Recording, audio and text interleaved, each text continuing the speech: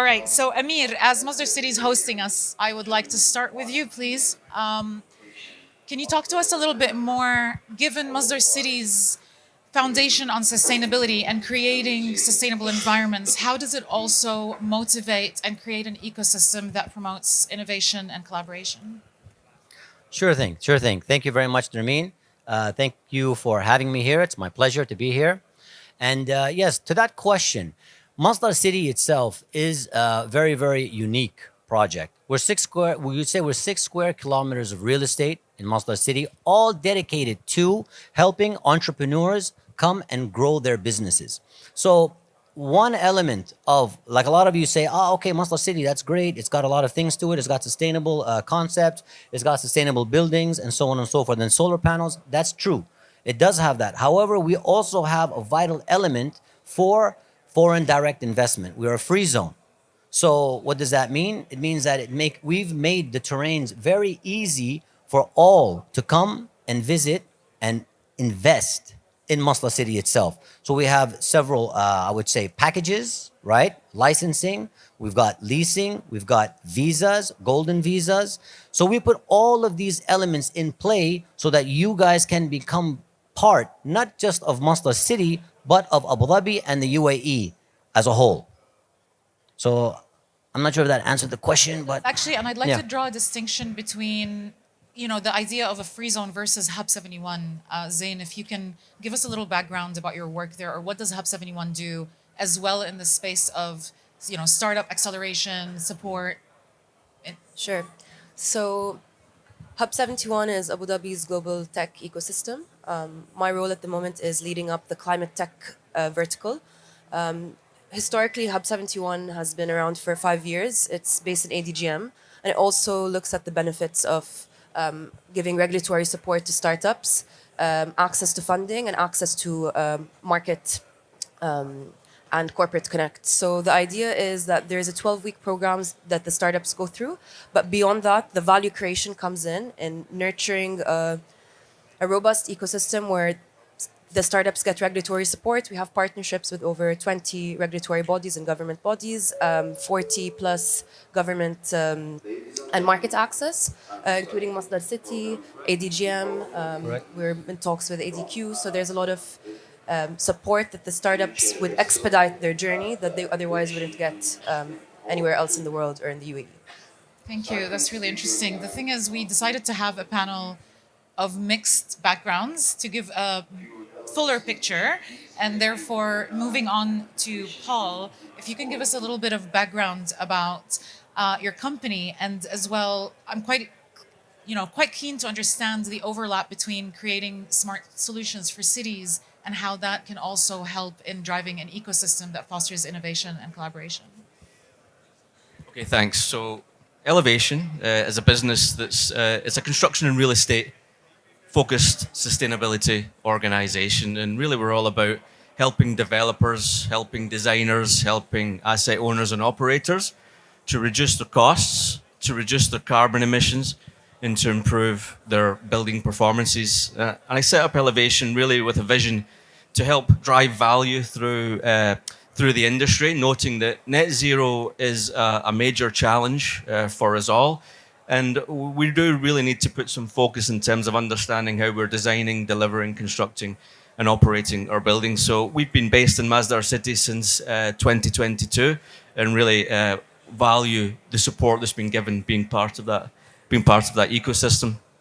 Now, I think the last part of your question was around designing for innovation and what should buildings look like. I think from our experience, if you think about what we expect as users from a building, we expect to be safe, we expect to be comfortable, and we expect to be in an environment that promotes good things to happen. Now, for me, one of the key things I can see in the market is moving from a focus of only building buildings that comply with a certain level of code is pushing the boundaries of what's actually possible. And that can be in terms of energy performance, that can be in terms of carbon emissions, but more interestingly, moving into the area of being super critical about air quality in buildings, which is something that I think has been lacking over the years. So key metrics for innovation in buildings: top class air quality, good oxygen levels, no volatile organic compounds, everyone breathing great air, everyone smiling at each other and delivering fantastic work. Super, thank you.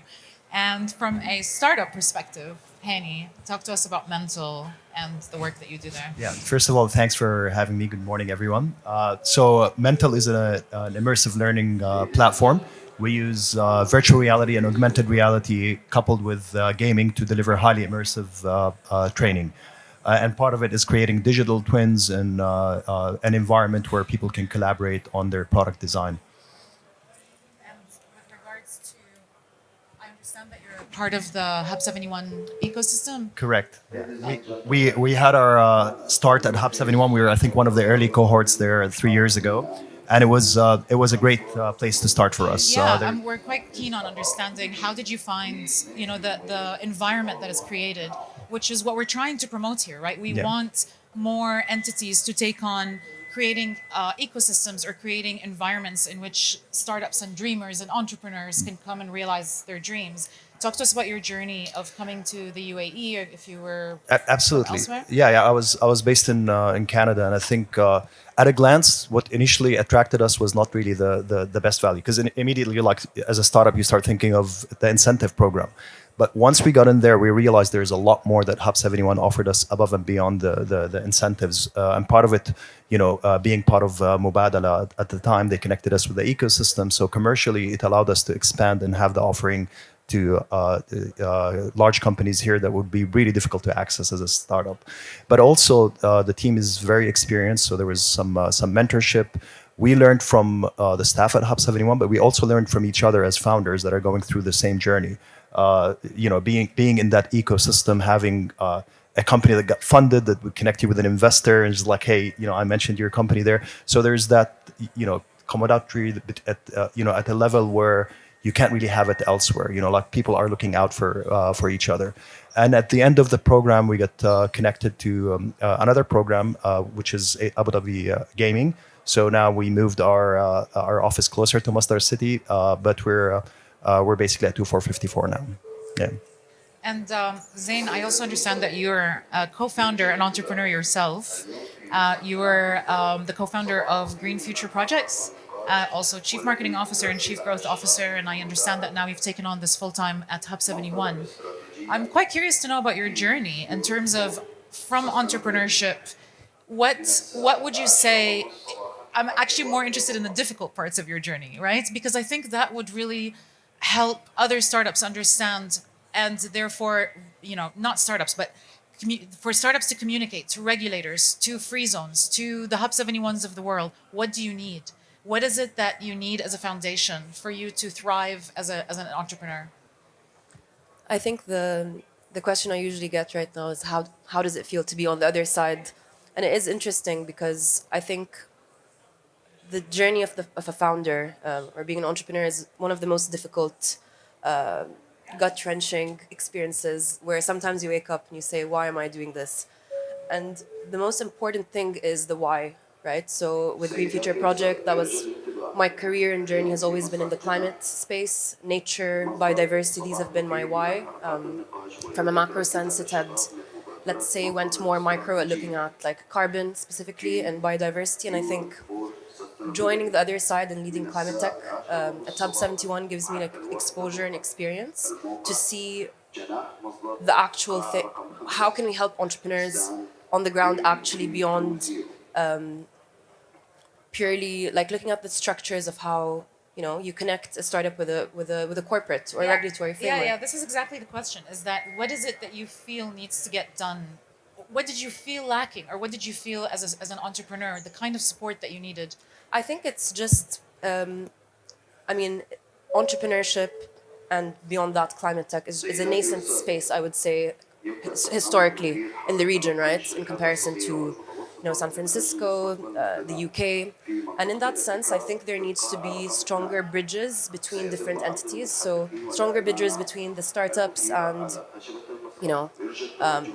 like it's what defines an ecosystem and how do you create like a stronger network that is not just and I think that's changing. Like from my experience last year of arriving to the UAE in the climate space and before COP28, and I remember I was in meetings speaking and saying all these acronyms, and people would just ask me like, I'm so sorry, can you please explain what COP28 is? Can you please explain what ESG is, what CSR, what the UN SDGs? And I was like, oh, so I think a very good learning from my end, and that's something that I will propel through the climate tech hubs in Hub 71, is the awareness and education.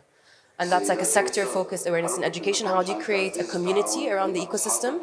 And it's not just about, of course, revenue, fundraising, all of these are important things, but it's also about building a strong community, connecting to experts, to like-minded people, connecting the whole ecosystem to what climate means. Or in the future, Hub 71 is looking at a sector-focused approach, which I think already is starting. We have Digital Assets Plus, Climate Tech Plus, and this is kind of the maturity of looking of how can you foster a very vertical and in-depth view where the startups themselves can engage, but also outside the sectors themselves, right? So how can someone in health tech learn about climate, and where do the partners coalesce? So I think it's one part of it is looking at how do you create robust connections and a strong ecosystem that is built on awareness and education. Yeah, I think definitely education is such an important aspect in this field as well, in this growing field of being more sustainability minded. Climate tech is becoming, more and more popular as an industry for entrepreneurs. And I think the younger generation, all the reports state about how this is truly what they care about. And if we go back to Masdar City, in terms of education, we've got fantastic institutes like the Mohammed bin Zayed University of Artificial Intelligence. True. Yeah, we've got, the ATII, the Yeah. Technology Innovation Institute, the Advanced Technology and Research Council. Correct. There's a lot of educational institutions that are located in Masdar City. And I'm wondering how, Amir, do you collaborate with them to also support the ecosystem? Yes, very good question. It's very important what my colleagues were mentioning here. They are startups as well. So the initial journey is very important for all businesses. As you know, they say always the first 2 years is something that's very important. So it's not just funding. People think, oh, it's funding, it's funding. It's not just funding. There's a hand holding as well, walking them through. For example, they would like to be involved in the tendering that you guys have. Because as a company, one thing, you guys give out businesses. That's one. But two, you also have collaborations with other entities out there that complete the work that we're doing. We work very closely, for example, Masdar City Free Zone works closely with DED, works very closely with Hub 71, works closely with Kizad. I was talking to one of the gentlemen today, was just showing me about the products they produce in Kizad. We have a long-arm jurisdiction, for example, with Kizad. We have a long-arm jurisdiction with the airport free zone that's next to us as well. What benefit does that bring? One, we're benefiting them in the sense that they can use their facilities to do manufacturing. The other aspect is they can use Masdar City as a platform to come and promote their businesses. We've got packages. Some people will say, oh, well, you know what? It's too expensive to sit down and go and get multiple locations. But doesn't have to be like that. It all depends on your business model. We have packages, for example, that cost you nothing. Flexi desks.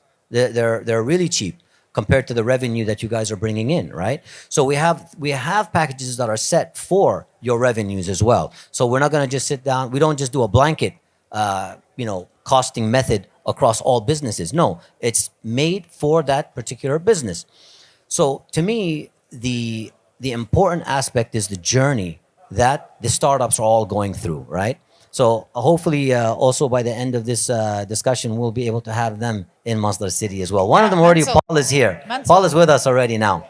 So again, not to take away from any other free zones, we always work hand in hand, and collaboration is key. The beauty of Abu Dhabi is that you have 5 free zones, and they all are in their own sectors. That I always say this complements very, very strongly. So that acts to, I would say, the strength is one. Two, we also have collaborations monthly. We sit down monthly and weekly. Like I can tell you, every week we almost meet with DED, for example, to go through regulations, to go through policies and procedures on how we can try and onboard companies from abroad over to here, to Abu Dhabi itself, right?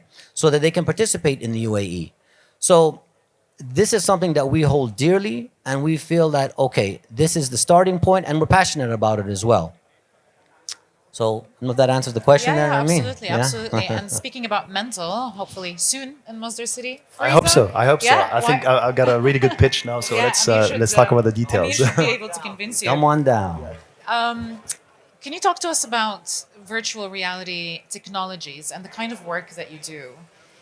How can you describe to us how it leverages product development, creativity, innovation?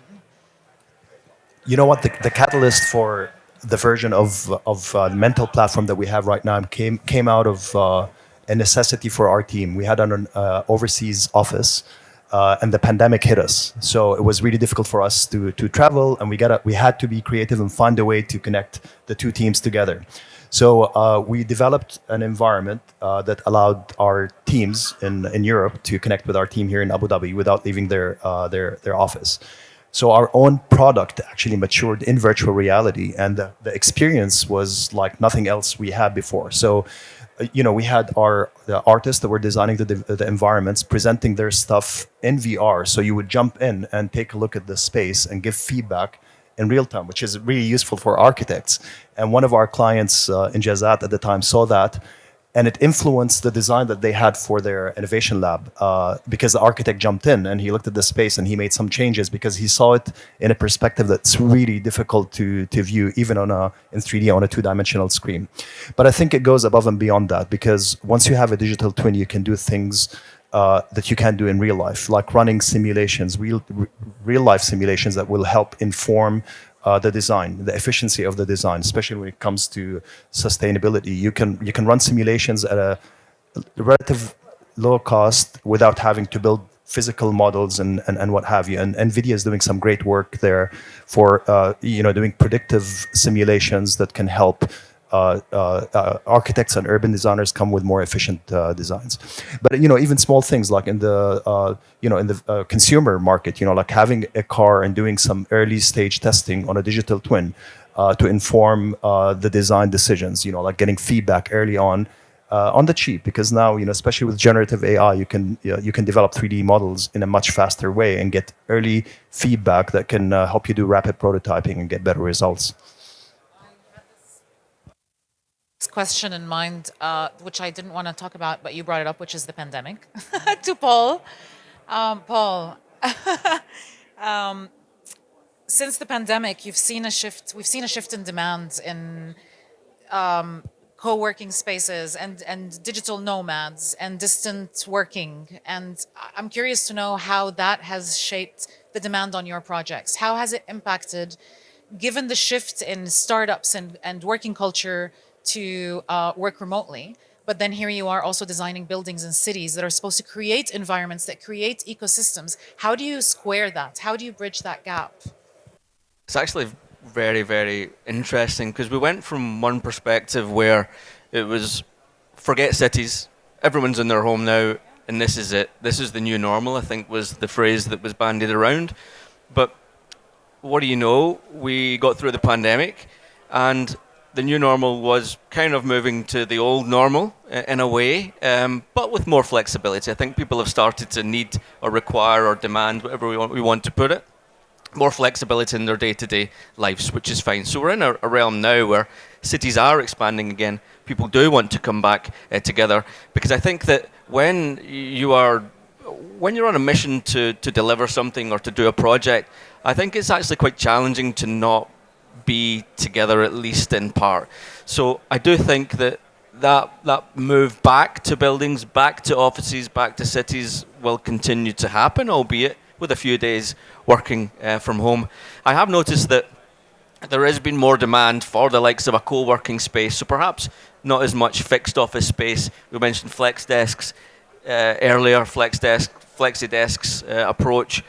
Being able to be in many places as you need to be, rather than tied to one specific location, I think is a trend that is actually real. Yeah. Actually, on that point, Masdar City, we're now developing the first net zero energy co-working and co-living building that's in the project called The Link, and it's due for delivery in 2025.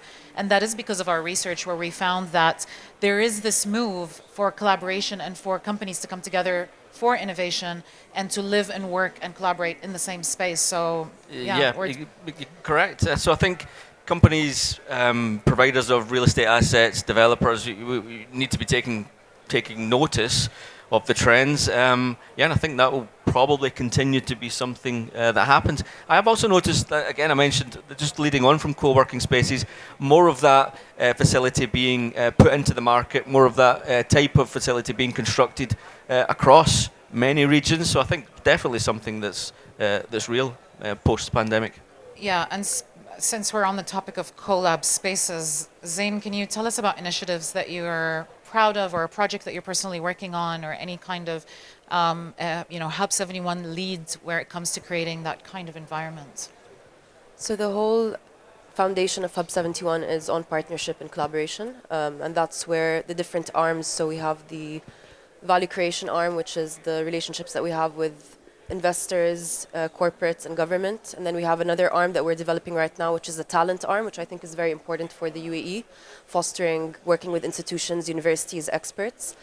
On the sector focus, like at the moment with Climate Tech Plus, this was announced in COP28. We're developing our partnership with Masdar City, very closely looking at, crossing over both startups, expertise, and kind of expanding that network. We work with Siemens Energy as well to look at like clean energy transition, as well as Taqa and Tabrid, and of course ADNOC with the sustainability challenge. So all of these different partnerships I think the different thing with Climate Tech Plus, as we look at the verticals, is that it's not purely just a logo on a paper. We're looking beyond that, like how can we actually plug the startups that were coming in. So we had 120 applications for this cohort, just started this week, and we selected 5 startups in the end.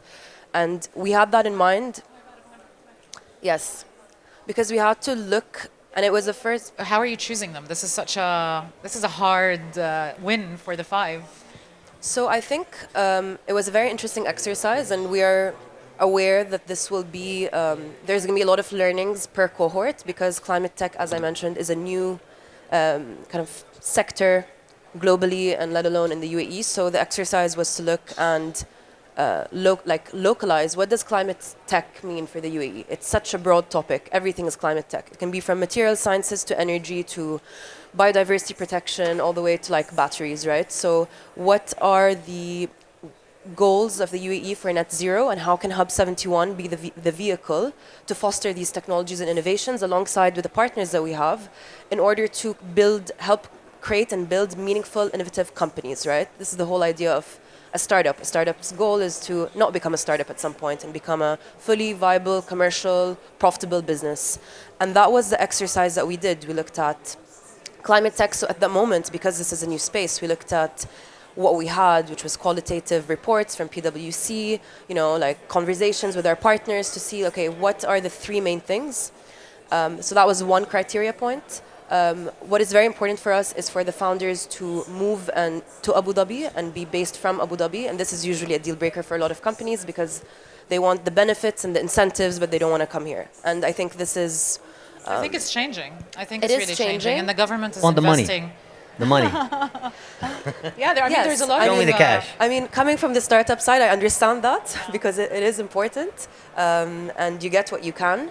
But I also think that coming to Abu Dhabi there's a lot of benefits and incentives from the regulatory perspective, from the capital perspective, that it needs to be a commitment, right? Startups would want to come and be part of the innovation landscape and be part of the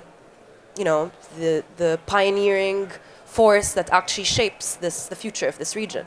And as I mentioned previously, climate tech is such a huge umbrella that it differs very much from looking at Scandinavia to Canada to the UAE, and there are some specific pressing climate issues that are in the region, and that was kind of the exercise that we will constantly be shaping per cohort and per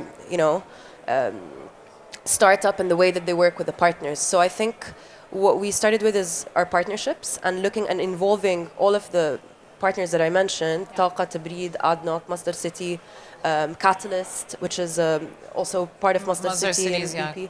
And Climate they were tech, part of capital. the sourcing and selection process. So we involved them in the selection process for these applications, where they had to ask the questions, right? So I think this is the benefit of the sector's focused approach because it will look at how do you, again, goes back to the thesis, how do you help the UAE? How does an entity like Hub 71, which is an ecosystem, a leading tech ecosystem, be a vehicle that supports the larger UAE vision, which is reaching net zero by 2050, and then on a more micro level, support the UAE, Abu Dhabi's vision of becoming kind of the leading hub for climate and tech. clean technologies in the region. So, Hani, can you talk to us about sustainability related initiatives that Mental are doing?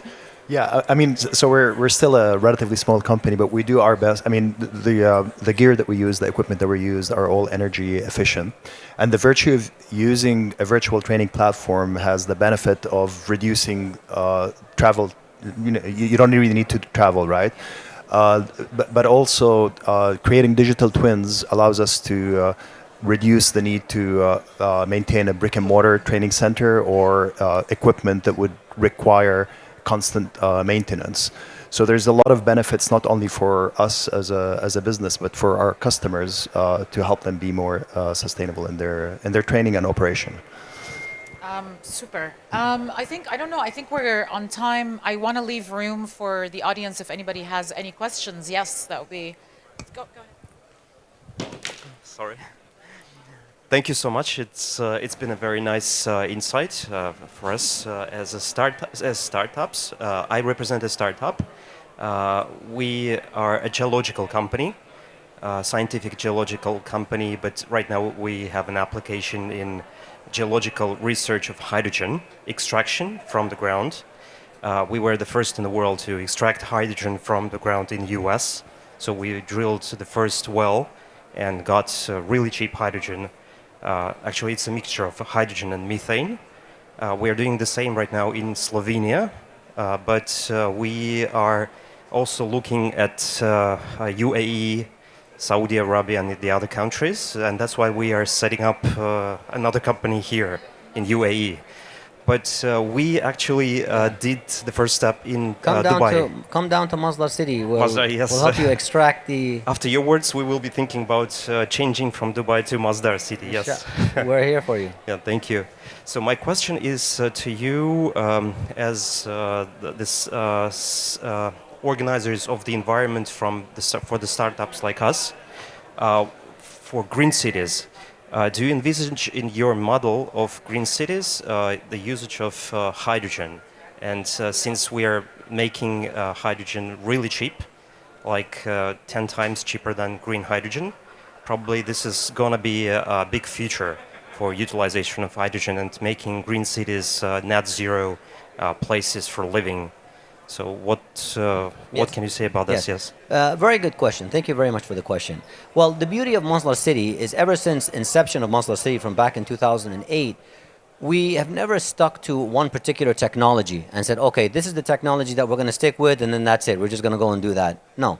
One of the key factors of what we have at Masdar City is knowledge-based economy. We push a knowledge-based economy. What does that mean? That means tomorrow, if your concept is one that's viable, feasible, and can basically be scaled up, it's something that we would definitely take and we would go for it. Why? Because this will add to the overall story of Masdar City today. Today we have the largest clusters of LEED Platinum buildings in one location. How did that happen? It started from knowledge. It wasn't just something we bought off the shelf. It started from knowledge, which then came from R&D, which was then produced, which is then we implemented in the city. So the concept that you have, yes, this is one of the discussions that right now is being done, for example, with Masdar.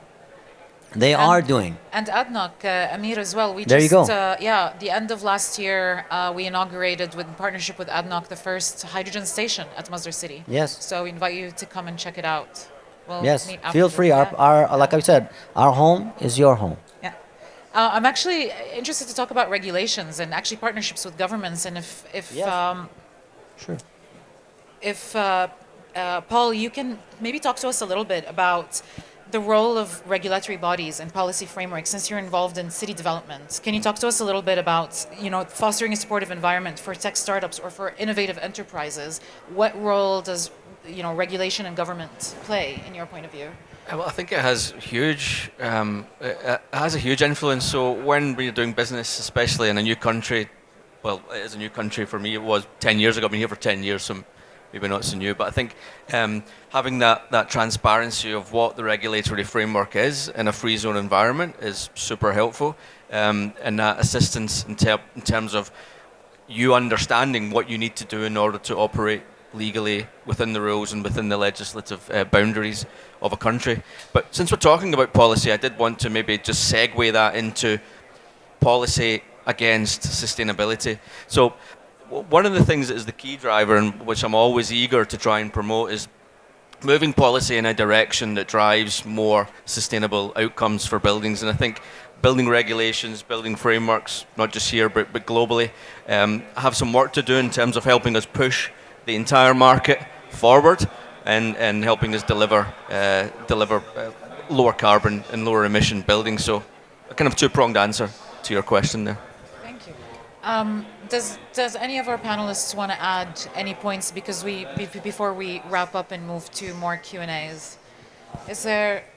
Yes, I mean, if nobody wants to say anything, I would like to say that yes, it's again, we are here. After this, if you guys have any concepts that you would like to discuss, any businesses that you would like to open, any ideas that you would like to bring forward, hey, that's what Masdar City is all about. So please feel free, don't be shy, come on over, and let's see if your idea will be the next idea that will be a part of Masdar City. Thank you very much. Thank you. Zain, any closing remarks or something you want to share? I think for those that are in the climate tech space or not, since we're looking at tech ecosystems in general in Abu Dhabi, come over to Hub 71 as well. Check out if you have an idea, if you have an innovation. We have applications that run throughout the year, 4 cohorts for each quarter. So we'd be very happy to welcome you in Hub 71 as well. Yeah, one final thing for me, an interesting fact in that global built GFA will be increasing by around 20% by the year 2030, which is an area the size of Paris being developed and built every single week. So we are on a net zero mission. We're building a lot of stuff. At the same time, we have to make sure we're reducing energy and reducing carbon if we are all serious about meeting our net zero targets. And if you are serious about meeting net zero targets, come and speak to me. I'm the CEO of Elevation Sustainable Building Solutions, and we are on a mission to support that. Hani? And for me, I would say it's a great time to be in Abu Dhabi. There's a lot of, I mean, it's still maturing, but there's an advantage to being part of an early stage startup in this ecosystem. There's a lot of support here. It's a little rough around the edges, but for us as a startup, we got a lot of benefits from starting here. Wasn't the most obvious place to do it, but we're very thankful to all the support that we're getting from the government and a lot of the initiatives under it. So, good call on coming here. And for my final remarks, speaking about net zero, please visit our stand because we've got a lot of projects. Masdar City as well is on a huge mission to realize net zero energy developments. And we've got a lot of projects that are underway and a lot of educational materials at our stand. And in terms of creating an ecosystem and an environment as well, Amir, thank you for bringing to light the different packages that we have for business licenses. There's for AI, for space tech, for women entrepreneurs, for startups. So it's Abu Dhabi really is the place to be, and that's, I guess, what we're promoting. And finally, I'm going to move it to the audience if anybody has any questions. No questions? Just one quick question. I wonder whether anyone has done any action in the UAE, in Abu Dhabi, on biochar, which seems to be the new carbon removal bus solution. I wonder whether there's anything going on in the region. It's pretty interesting you mentioned that, because a lot of people have come to me with regarding to biochar. So biochar basically is derived from bamboos, correct? And it can be used as many factors, but one of the factors can be used as compost as well. It can be used in the cement and there's a few other things that it can be used in. So there's a lot of people that have come to me with the concept of biochar. Why not? If you would like to bring this concept forward, please.